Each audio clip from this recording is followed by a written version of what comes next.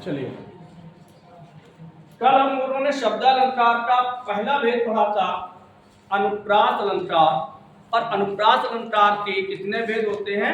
5 भेद होते हैं। यहां तक पढ़ चुके थे। आज हम लोग पढ़ेंगे शब्दालंकार में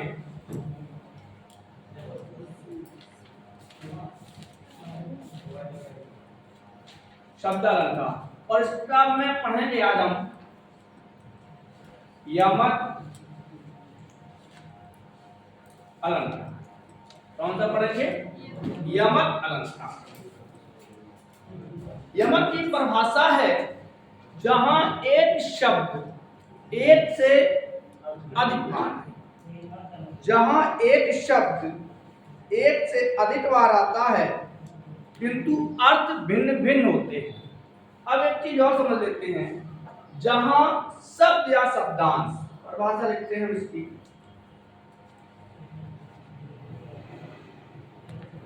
जहां कोई शब्द या शब्दांश एक से अधिक बार आए किंतु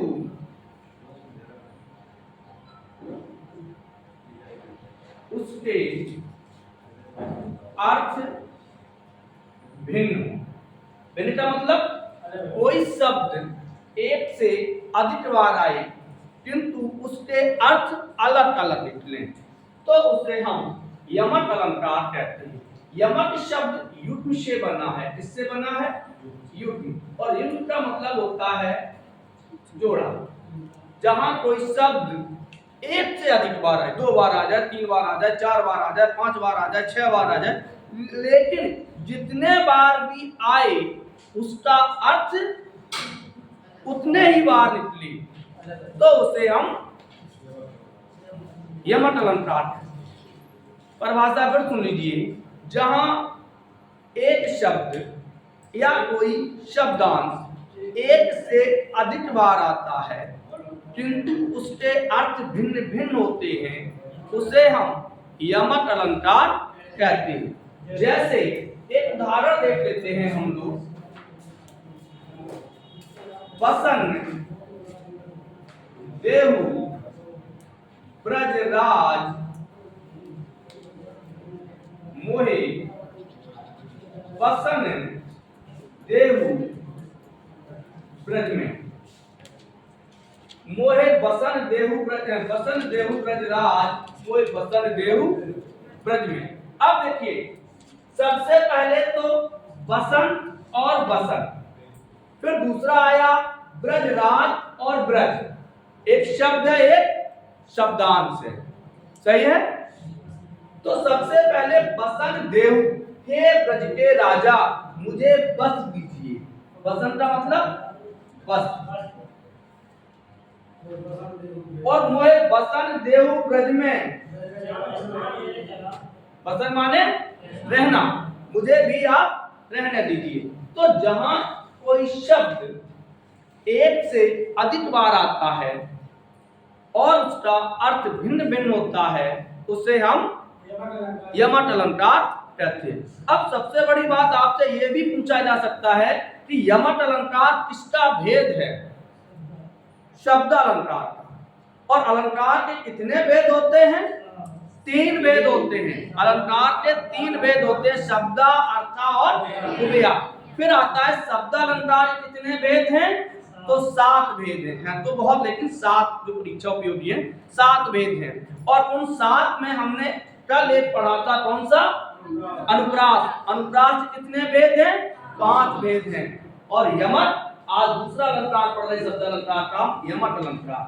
यमक का मतलब होता है जहां कोई शब्द या शब्दांश एक से अधिक बार आता है किंतु उसके अर्थ भिन्न भिन्न होते हैं उसे हम यमक अलंकार कहते हैं। जैसे दूसरा उदाहरण देख लेते हैं,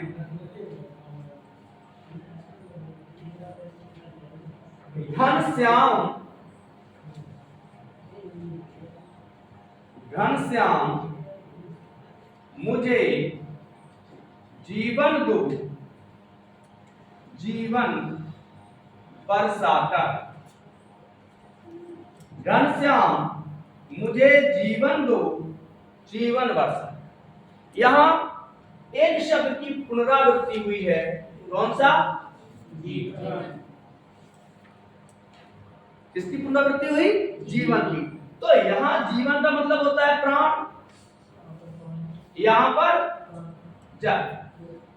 बादल से पुकार कर रहे हैं कि घनश्याम मुझे जीवन दो, मेरे गर्मी के वजह से प्राण चल रहे हैं, तो मुझे जीवन दो। क्या बरसाकर? जल ही जीवन है। सही है। एक हमारे यहाँ एक भागवत कहती थी, और उनका नाम तो ध्यान नहीं आ रहा, उनका एक पद मुझे ध्यान आता है, सखी आए गए घनश्याम। उद्धव में सखी आए आ गए घनश्याम, मगर घनश्याम नहीं आए। सखी आए गए घनश्याम, मगर घनश्याम नहीं आई। हे सखी घनश्याम तो आ गए। अब यहां दो शब्द आए, घनश्याम शब्द की पुनरावृत्ति हुई है, लेकिन इस दोनों के अर्थ अलग है। यहां घनश्याम सखी आए गए घनश्याम, यहां अर्थ है बादल। एक ही ध्यान रखना, कभी कभी इस प्रकार का उदाहरण वो लिख देते हैं और आपसे पूछ देते हैं कि इनका अर्थ है। आप वो लिख सकते हैं कृष्ण बादल, बादल कृष्ण, ये कह सकते हैं। तो आपको यह ध्यान रखना है कि पहला अर्थ क्या है? कि आए गए घनश्याम, कौन आ गए? बादल आ गए, मगर मेरे प्रिय कृष्ण नहीं आए। तो जहां एक शब्द एक से अधिक बार आता है किंतु उसके अर्थ भिन्न भिन्न होते हैं, वहां पर कौन सा अलंकार होता है? यम। दूसरा उदाहरण देखते हैं हम लोग।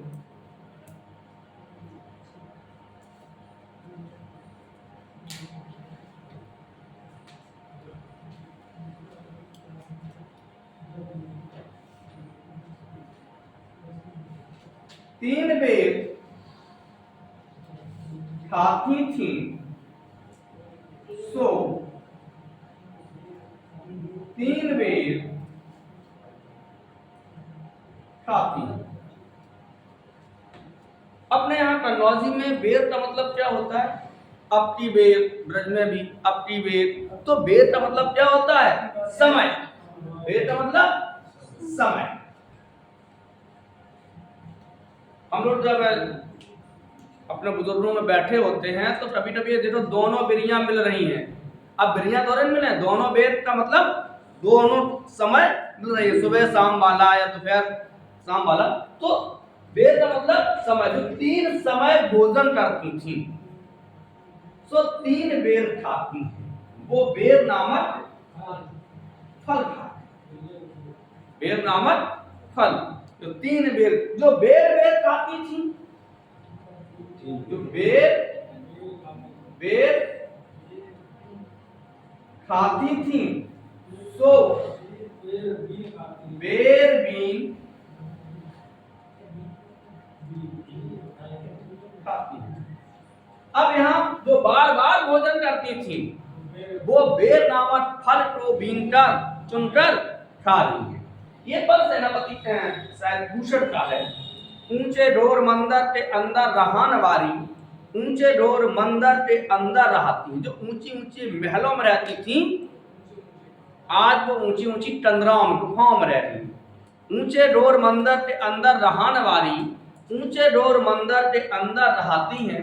जो बिजन डुलाती थी, जिन पर पंखे डोलते रहते थे, आज बिजन डुलाती हैं, वो बन बन डोल रही हैं, बन बन भटक रही। जो बिजन डुलाती थी सो बिजन डुलाती हैं। जो बेर बेर खाती थी सो बेर बीन खाती हैं। जो नदन जड़ाती थी सो नदन जड़ाती हैं। जो नदन जड़ाती थी,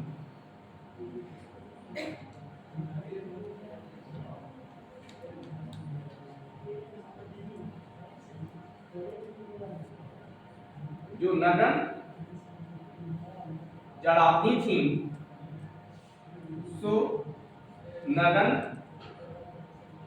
जड़ाती हैं। देखिए जो नगन जड़ाती थी तो नगन जड़ाती। अब दो चीजें यहां भी है और यहां भी है। नगन, नग माने देखिए नगीना, हीरे मोती जिनके शरीर पर आभूषण लगे रहती थी, तो यहां नगन का मतलब क्या होगा? आभूषण। जड़ाती का मतलब पहनती, जड़ाती का मतलब पहनती। तो नगन जड़ाती हैं, आज कपड़े नहीं है, वस्त्रहीन। हम लिख सकते हैं वस्त्रहीन। और जड़ाती हैं, जब वस्त्र नहीं है तो ठंड लगना नहीं, उन्हें जलाए गए भाई, कांपना। जलाना का मतलब कांपना। आज वो वस्त्रहीन होते कांप रही है। जो नगन जड़ाती थी सो नगन जड़ाती हैं, जिनके शरीर पर आभूषण चढ़े रहते थे, जो आभूषणों से लदी रहती थी, आज वो वस्त्रहीन होकर कांप रही। सही है। तो जहां एक शब्द या शब्दांश एक से अधिक बार आता है किंतु अर्थ भिन्न भिन्न होते हैं, उसे हम यमक अलंकार कहते हैं। आगे देख लेते हैं उदाहरण। और एक गीत सुना होगा अशोक कुमार का, नहीं किशोर कुमार, ओ फिरकी वाली, वो फिरकी वाली, तू कल फिर आना, ना फिर जाना अपनी जुबान से। तूने तो रोज ये कहा था मैं आऊंगी तू ना आए। सही। तो ओ फिरकी वाली, देखिए तीनों में कॉमन क्या है? फिर। मैंने कहा ना शब्द या शब्दांश। ओ फिरकी वाली, ओ फिरंगी बेचने वाली।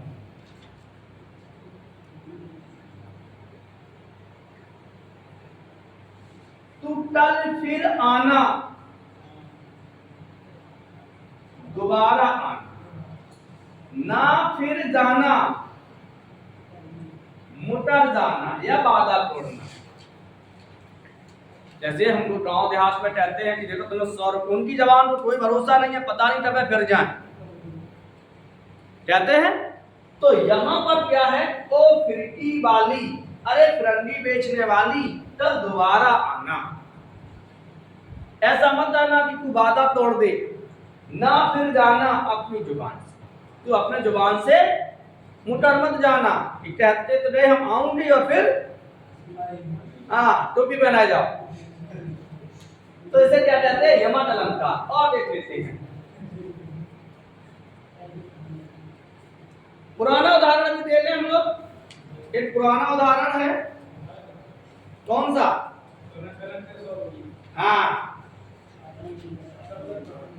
सारंग ले सारंग चली, सारंग ले सारंग चली, कर सारंग की ओर, सारंग ले सारंग चली, कर सारंग की ओर, सारंगहीनो जान के, सारंगहीनो जान कर गई सारंग चुप। अर्थ देख लीजिए, सारंग ले सारंग चली, यहां पहले सारंग का होगा स्त्री। पहले सारंग का क्या है? स्त्री। सारंग ले सारंग चली, दीपक। दूसरे सारंग का मतलब होता है दीपक। कर सारंग की ओर, और दीपक जब ले जाया जाता है तो इस तरीके से ले जाया जाता है, या साड़ी का पल्लू कर लेते हैं, तो यहां पर हम लोग हाथ ही मान लेते हैं। सारंग माने हाथ होता है, सारंग माने साड़ी भी होती है, सारंग माने यहाँ हाथ। सारंग ले सारंग चली, कर सारंग की ओर, स्त्री दीपक की ओर लेके, हाथ की ओर लेके, दीपक को लेके चली। सारंगहीनो जानकर, स्त्री को कमजोर जानकर, यहाँ फिर स्त्री ही शब्द आएगा। सारन ले सारन चली कर सारन की ओर, सारन हीनो जानती, स्त्री को कमजोर जानती, कर गई सारन चोर। दीपक को कौन बुझा सकता है? हवा। तो सारन का मतलब हवा। आशा करते हैं कि यह समझ में आया। तो जहां एक शब्द, अब शब्द या शब्दांश यहाँ भी अभंड और सवर्ण यमक हो सकते हैं। जैसे यहाँ पर जो भी हमने बताया था, वो फिरकी वाली टूटल फिराना, या पर्दे की इज्जत परदेसी के हाथ बिटानी है। पर्दे की इज्जत परदेसी के हाथ बिटानी है, बुंदे लोहर बोलों के मुंह हमने सुनी कहानी। किसका कथन है? सुभद्रा कुमारी चौहान का है। तो पर्दे की इज्जत परदेसी के हाथ बिटानी है। पर्दे और परदेशी एक शब्द है, दूसरा शब्दांश है। परदेसी माने बाहर वाला और पर्दे माने छिपाने योग्य। जो छिपने योग्य चीजें थी, आज वो बाहर वाले उसको नीलाम कर रहे हैं। क्लियर हो गया? यमक समझ में आया? अब आगे की ओर बढ़ते हैं। यमक के बाद आता है हमारा अगला अलंकार है श्लेष अलंकार। Good morning. हुजूर आते आते बड़ी देर तक।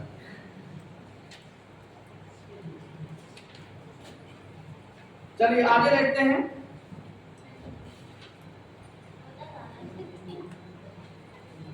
शब्द अलंकार में जो अगला भेद चलेगा हमारा, वो होगा श्लेष अलंकार।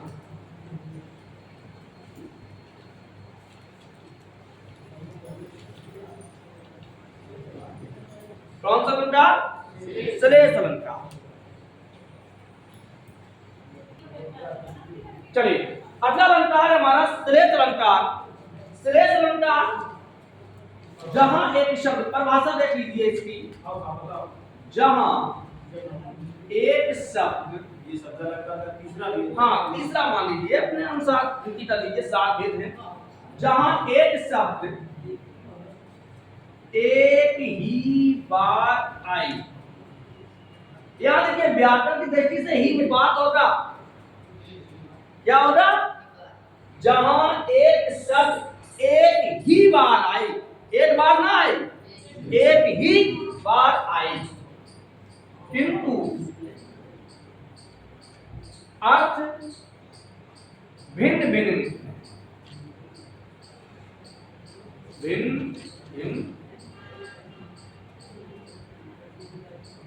निकले, वहां श्लेष अलंकार होता है। कौन सा होता है? अच्छा बताओ, श्लेष अलंकार किसका भेद है? शब्द अलंकार किसका भेद है? और फिर वही प्रश्न है कि अलंकार के कितने भेद हैं? 3। कौन कौन से? शब्दा, अर्था और उपमेया। फिर शब्दा में अनुप्रास के कितने भेद हैं? 5। और शब्दा के कितने भेद हैं? 7। चलो, तो जहां एक शब्द, एक कहावत है कि शब्द एक अर्थ अनेक, वहां जानिए श्लेष। शब्द एक अर्थ अनेक, वहां जानिए श्लेष। तो जहां एक शब्द एक ही बार आए, कितने बार आए? एक ही बार आए, किंतु अर्थ भिन्न भिन्न हो। भिन्न का मतलब अलग अलग निकले, तो उसे हम कौन सा कहेंगे? श्लेष अलंकार कहेंगे। श्लेष का शाब्दिक अर्थ होता है गुथा हुआ। हाँ, और एक चीज और बता दें, जितने भी श्लेष अलंकार में शब्द आते हैं, श्लेष अलंकार के, वो अधिकतर अनेकार्थी होते हैं। कैसे? अनेकार्थी शब्द होते हैं। अनेकार्थी होंगे तभी तो एक शब्द से अनेक अर्थ निकलेंगे, एक अर्थी में तो निकलेगा नहीं। तो जैसे सोबेरन को खोजत फिरत, सोबेरन को खोजत फिरत, कभी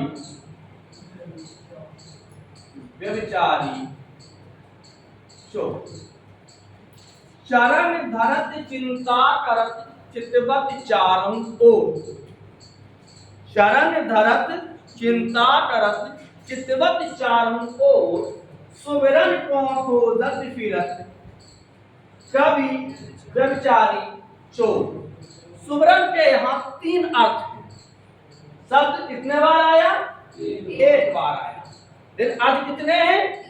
3 व्यक्ति चले जा रहे हैं, चरण धरत, पद धर रहे हैं, चल रहे हैं, लेकिन चिंता किस बात की होती है? 3 व्यक्ति।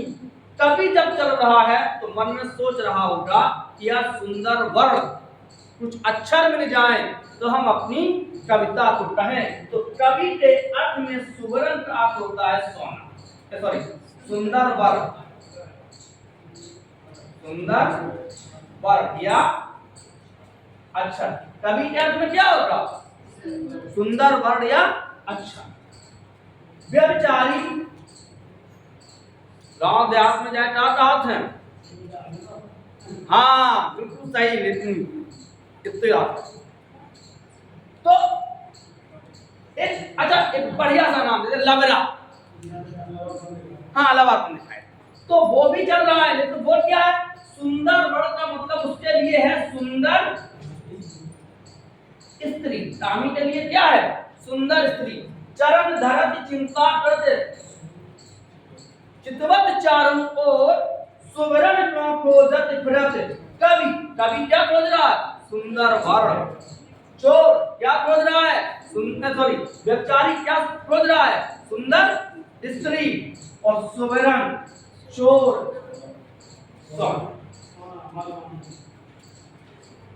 आपने देखा होगा कितनी भी सुंदर महिला जा रही हो, अगर कान के टॉर्च या सोने के जंजीर खींचनी है उसको, तो वो तुम्हारी सुंदरता, तुम खूब मुस्कुराते रहो, मर जाओ, कोई मतलब प्राण फट जाए, कोई मतलब नहीं है, खींच ले जाएगा। क्योंकि उसके लिए सुंदर स्त्री मायने नहीं रखती, क्या रखती है? सोना। समझ आया? जहां अगला उदाहरण देखते हैं,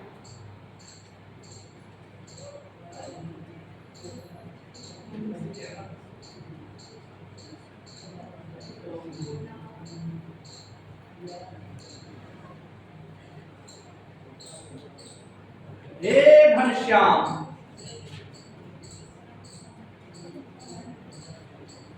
हमें 9 जीवन दो। एक बात है, हे घनश्याम हमें 9 जीवन दो। अब यहां देखिए, हे घनश्याम हमें 9 जीवन दो। अब यहां घनश्याम पता नहीं कि बादल है कि कृष्ण है, क्योंकि कृष्ण मथुरा चले गए तो गोपियां भी चिल्लाती लौट के आजा, आजा लौट के आजा मेरे मीत, तुझे मेरे गीत बुलाते हैं। तो यहाँ घनश्याम मुझे जीवन दो, गोपियों के अर्थ में जीवन का मतलब प्राण, और बादल के अर्थ में जल, बादल के अर्थ में जल। दूसरा देख लेते हैं,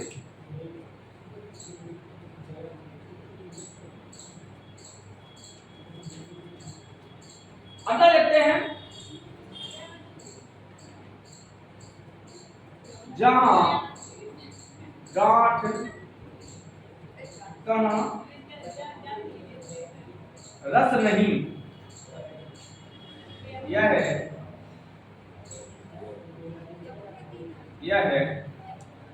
जानत सब फूल।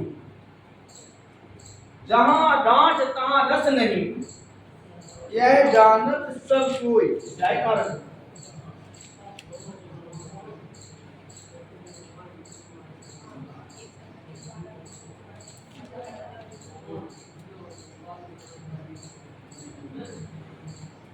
चलो देखते हैं, रहीम का बिहारी का दोहा है,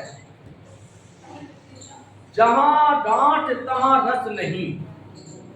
अब यहां देख लेते हैं, किसी ने गन्ना देखा? गन्ना, गन्ना देखा है? तो गन्ना इस तरीके से होता है,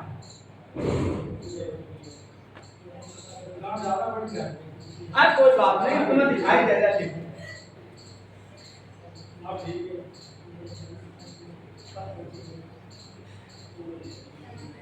सही है, ये करना है।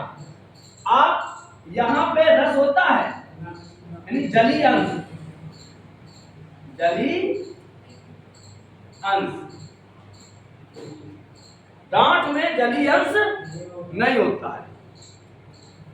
जहां डांट तहां रस नहीं। यहां डांट का मतलब होता है सूखा। इसी प्रकार मनुष्य, अच्छा किसी परिवार से या अपने आपके किसी मित्र से लड़ाई चल रही हो और रहीम का एक दोहा है कि रहमन धागा प्रेम का मत तोड़ो चटका है, टूटे से फिर ना जुड़े जुड़े गांठ पड़ जाए।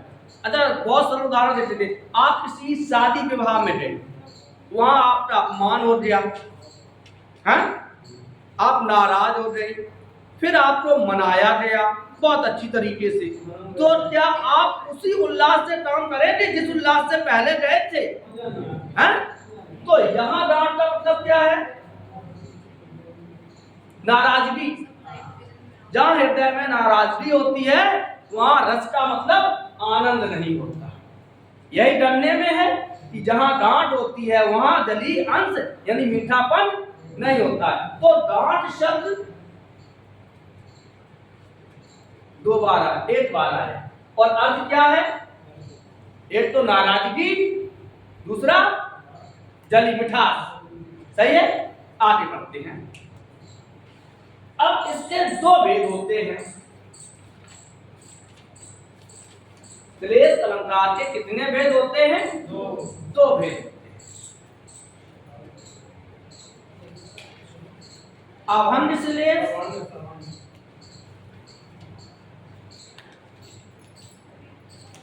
और सभंग श्लेष।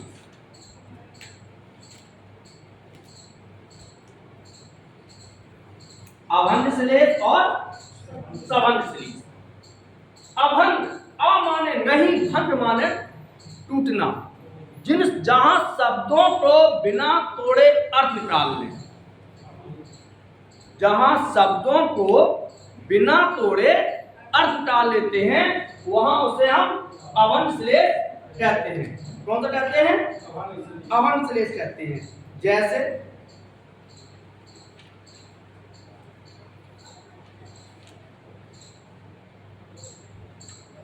बलहारी, बलहारी निरप टूपते, गुड़बिन, गुड़बिन बूंद ना दे। बलहारी निरप टूपते, गुड़बिन बूंद ना। अब यहां पे श्लेष्ठ में, श्लेष्ठ में होगा गुड़ में। गुड़ के दो अर्थ होते हैं। एक तो गुड़ का मतलब होता है राजा के अर्थ में ज्ञान या कौशल,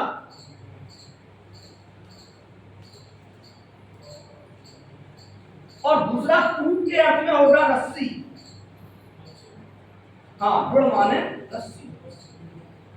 अब क्या राजा तुम्हें बिना ज्ञान के कुछ दे सकता है?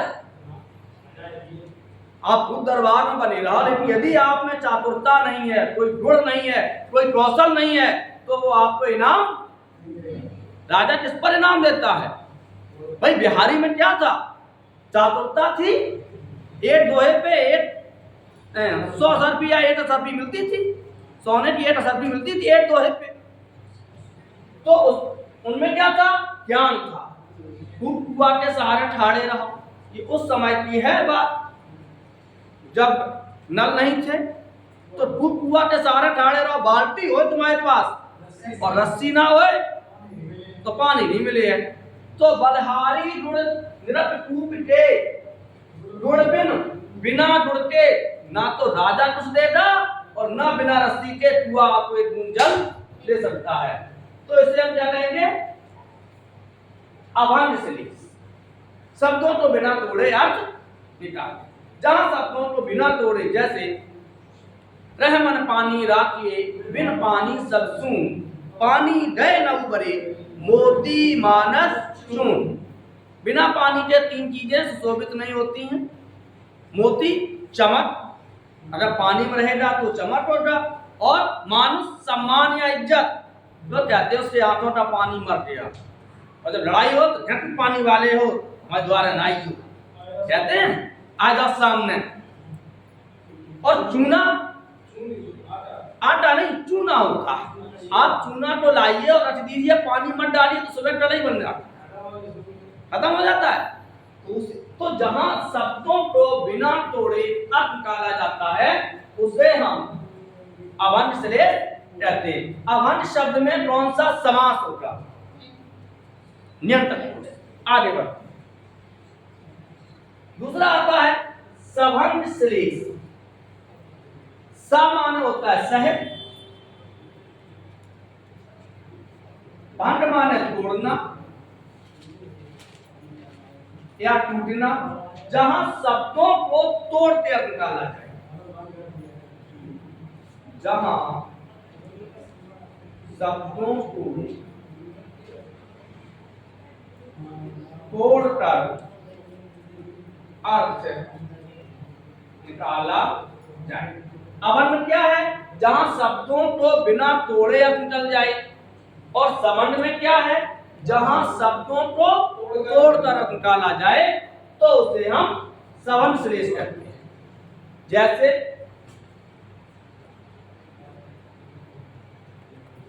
प्रो घटी रस भांजा वे हलधर की बी। अब यहां श्लेष कहां होगा? वृषभानुजा को तोड़े हम, तो देखो वृषभ धन अनुजा, वृषभानु धन जा। वृषभ माने होता है बैल, अनुजा माने होता है बहन। बैल की बहन अर्थात गाय के बछड़े, इनको भी क्या कहा जाता है? हलधर। इनको भी क्या कहा जाता है? हलधर। वृषभान धन जा, वृषभान राधा के पिता का नाम, जा माने पुत्री, राधा की पुत्री। वृषभान जा, राधा के पुत्री के प्रेमी अर्थात कृष्ण के भाई बलराम को भी क्या कहा जाएगा? हलधर।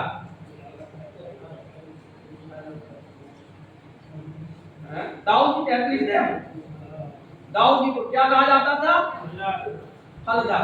तो जहां शब्दों को तोड़कर अर्थ निकाला जाता है उसे हम क्या कहते हैं? सवर्ण श्लेष। तो आज हम लोगों ने दो अलंकार पढ़े हैं, कौन कौन से? यमक और श्लेष। कल हम लोग पढ़ेंगे वक्रोक्ति और वक्रोक्ति के भेद, पुनरोक्ति और पुनरुद्धाभास। कल कितने पढ़ेंगे? 3 अलंकार, पुनरोक्ति प्रकाश, पुनरुद्धाभास और वक्रोक्ति एवं उसके भेद। तब तक के लिए राधे राधे।